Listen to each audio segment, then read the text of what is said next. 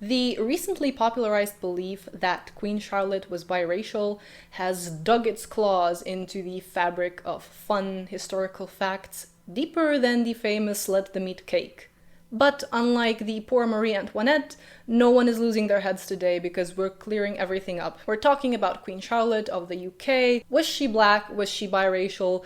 Or is it all fiction? Guys, if you're new to my channel, welcome. Hit that subscribe button and ring the bell, and if you're a returning subscriber, it's great to see you again. So first of all, who even was Queen Charlotte? Charlotte of Mecklenburg-Strelitz was an 18th century German princess who became Queen of the UK after marrying King George III. He was arguably the most relevant British monarch for the Americans, who have probably heard about him in connection to American Revolution, and will remember him from the musical Hamilton. Now you're making me mad.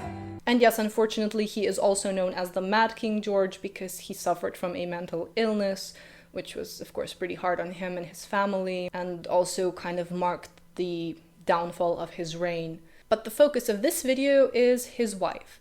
So, Queen Charlotte was recently portrayed in Bridgerton, as well as in her own prequel spin-off, Queen Charlotte, A Bridgerton Story. We know by now that Bridgerton is a highly fictionalized world, only loosely based on history, and set in Georgian England in the 1810s. But Queen Charlotte is one of the few actual historical figures, non-fictional figures, depicted in this series. So how come she is portrayed by these two actresses as younger and older Charlotte, respectively? Well, unlike the Black Anne Boleyn miniseries that had absolutely no reason whatsoever to depict a Black Anne Boleyn, having a biracial Queen Charlotte is far-fetched, as we will see, but at least there is a slightly better excuse for it.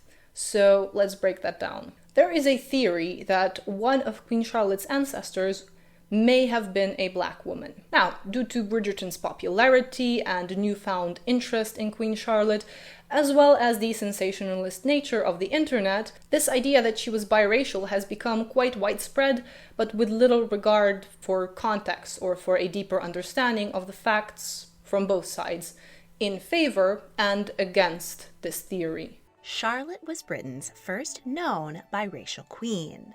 Now, I love Lindsay's channel and her videos, and to be fair, she does go to further explain this, and in her other videos she explains that there's no real facts that would support this, it's all more or less speculation. But to use the term biracial in Charlotte's case is a bit ridiculous. So what is actually true? Queen Charlotte's ancestor, from around 500 years before Charlotte was born, which is 15 generations, may have been a Moor, which may have meant that she was black. Not as catchy as Britain's first biracial queen, I know, but whether the theory is true or not, referring to Charlotte as biracial for possibly having one black ancestor half a millennia ago, that would mean that pretty much everyone is biracial, because most people from today are more likely to have had an ancestor of a different race a few centuries ago than absolutely no ancestors of other races or ethnicities. But now let's look at this theory up close, see where it came from and what speaks in favor of Charlotte being biracial and what speaks against it. In 1997, historian, excuse my pronunciation, Mario de Valdés y Cocom theorized that Charlotte was black because she was a direct descendant of Margarita de Castro y Souza. She was a 15th century Portuguese noblewoman, 9 generations distant from Charlotte, and her descent is traced to the 13th century ruler Alfonso III of Portugal and his mistress Madregana, who, according to Valdés, was a Moorish woman and was therefore a black African, according to him. Valdés explains the queen's light complexion in portraits by saying that, quote, artists of the time were expected to downplay, soften, or even erase facial features, especially of women, which did not meet the beauty standards of the time. Right, there's a lot to unpack here, so let's start with the portraits. As we know, portraits are not a very reliable source. Many of Queen Charlotte's portraits exist, all quite different from one another. But it's funny to me how a lot of people are saying now that the idea is out that Charlotte was biracial, they're saying, oh, I can totally see it now. I can totally see her African features in the portraits, or at least one of them, which would be this one. Am I the only one who doesn't really see these supposed African features? I guess her lips are a bit fuller and her nose is kind of rounded and more on the wider side. That seems a bit like a stretch to me, especially when we compare the other portraits. And again, portraits not really the best source. But we don't just have portraits, we also have descriptions. And a point that gets addressed in another article is that Charlotte was apparently, quote, described by the royal physician as small and crooked with a true mulatto face. Then Sir Walter Scott apparently wrote that she was, quote, ill-colored, and a prime minister said of the queen that her nose is too white and her lips too thick. Here it's very important that we understand historical context. For one thing, the monarchy had enemies, anti-royalists. Not everyone liked Charlotte, is my point.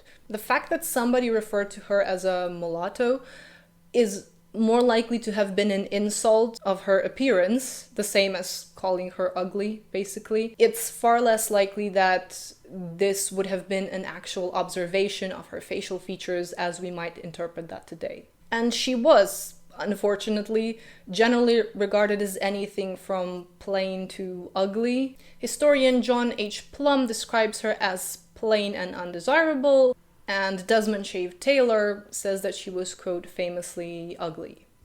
Yeah, poor Charlotte. But this article raises another important question, which is, if the queen had some allegedly obvious African features, would these not have been attacked and exaggerated in caricatures of the time? Yet, quote, none of them shows Queen Charlotte as African, and you'd suspect that they would if she was visibly of African descent. We know how nasty and lewd those caricatures could be, from satirized depictions of King George IV and his mistresses, to Marie Antoinette and King Louis of France, and don't get me started on the Queen Alexandra and Rasputin caricatures. So surely if there was something other about Queen Charlotte's appearance, wouldn't the anti-monarchists of the time take any opportunity to take a jab at the queen, especially if it were so readily presented to them on a silver platter? The biracial Queen Charlotte theory runs into another big problem. First is the misinterpretation of the term Moorish. At the time, this was not necessarily used to describe black people, but rather Muslims, or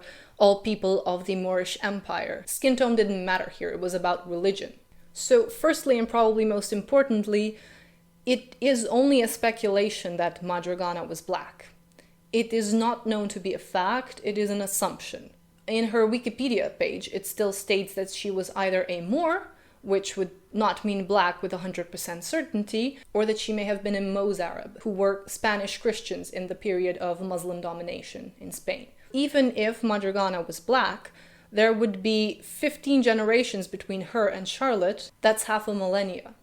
For context, that's approximately the same age gap between us who are alive now and Shakespeare. So if you had an ancestor from Shakespeare's time, how likely it is that you would have any notable traces of that genetic makeup would reflect in you. While this is an interesting theory to explore, there is no real definitive evidence, it's all a bunch of speculations.